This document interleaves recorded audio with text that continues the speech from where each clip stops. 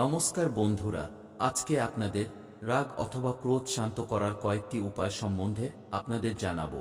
আপনার বাড়িতে কেউ যদি প্রচণ্ড রাগ করে বা একটি ছোটখাট বিষয়ে মেজাজ হারিয়ে ফেলেন বা প্রতিটা ব্যাপারে রেগে যান, তাহলে আজকের ভিডিওতে বলা প্রতিকারগুলির মধ্যে যে কোনো একটি প্রতিকার করলে তার সমস্ত রাগ নষ্ট হয়ে যাবে।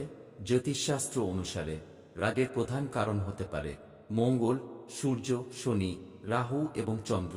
সূর্য, চন্দ্র ও মঙ্গল যদি কোনো ব্যক্তির কুণ্ডলিতে একে অপরের সাথে কোনো সম্পর্ক তৈরি করে, তাহলে সেই ব্যক্তি প্রত্যাশার থেকে বেশি রেগে যান।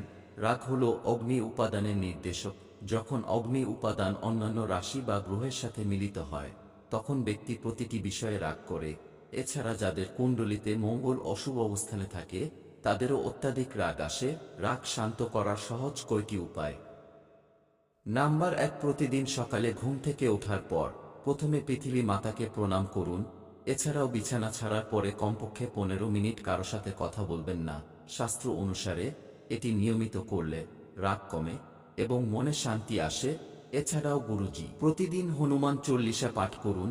হনুমান চল্লিশা পাঠ করলে মঙ্গল শান্ত হয় এবং রাগ কমে যায়। নাম্বার 2, জ্যোতিষ শাস্ত্র অনুসারে রাগের সম্পর্ক চন্দ্রের সঙ্গে। জন্মকুণ্ডলিতে চন্দ্র দুর্বল হলে বা চন্দ্রের দোষ থাকলে মানুষ খিটখিটে হয়ে যায়। এই ধরনের ব্যক্তি সমস্ত বিষয়ে রাগ করে। এই ধরনের ব্যক্তিদের রাগ নিয়ন্ত্রণ করতে হলে রূপার আংটি বা লকেটের মধ্যে মুক্তা পড়তে হবে। এছাড়াও সোমবার রাতে কিছুক্ষণ চাঁদের দিকে তাকিয়ে থাকলেও রাগ ধীরে ধীরে কমে যায়। নাম্বার 3, চন্দনের গুণ হল শান্ত এবং আরাম দেওয়া। আযুর্বেদে ও ধর্মশাস্ত্রে চন্দনের অনেক উপকারিতা বর্ণিত হয়েছে। চন্দন সমস্ত শুভ কাজে পাশাপাশি পূজায় ও ব্যবহৃত হয়। জ্যোতিষ শাস্ত্র অনুসারে আপনি যদি খুব রেগে যান, তাহলে চন্দনের প্রতিকার আপনার জন্য উপকারী হবে। এর জন্য প্রতিদিন কপালে চন্দনের তিলক লাগান। এটি মনকে শান্ত রাখবে এবং রাহু দোষ থেকে মুক্তি দেবে। নাম্বার 4, রাগ নিয়ন্ত্রণ করতে প্রতিদিন সকালে স্নান করে ভগবান সূর্যকে জল অর্পণ করুন। একই সঙ্গে মহাদেবের পূজা করতে হবে। এই প্রতিকার মনকে শান্ত রাখে এবং রাগ নিয়ন্ত্রণের আসে। নাম্বার 5, উল্টো গুণটি আপনাকে আপনার রাগ নিয়ন্ত্রণ করতে সাহায্য করতে পারে।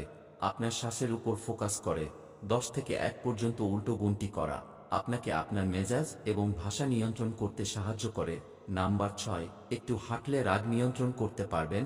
অবস্থান পরিবর্তন পরিস্থিতিকে প্রভাবিত করতে পারে, যা রাগে তীব্রতা কমাতে সাহায্য করে। তাই যখনই কেউ রেগে যায়, একটি ভালো বিকল্প হলো বেশি কথা না বলে উঠে হাঁটা। নাম্বার 7, কিছু না বলে চুপ থাকলে রাগ কমে যায়। লোকেরা বিশ্বাস করে যে এই বিকল্পটি ব্যবহার করে রাগ ভালোভাবে নিয়ন্ত্রণ করা যায়। রেগে গেলে নিজেকে শান্ত রাখুন এবং কিছু সময়ের জন্য কথা বলা এড়িয়ে চলুন। এটি আপনাকে অন্য ব্যক্তির কথা শোনার এবং তাদের দৃষ্টিভঙ্গি বোঝার সময় দেবে।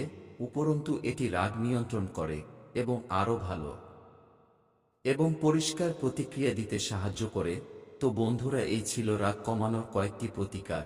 যদি আপনার বা আপনার পরিবারের কোনো ব্যক্তির রাগ বেশি থাকে, তাহলে আপনার সুবিধা অনুযায়ী যে কোনো একটি প্রতিকার করুন, অবশ্যই ফল পাবেন। ধন্যবাদ।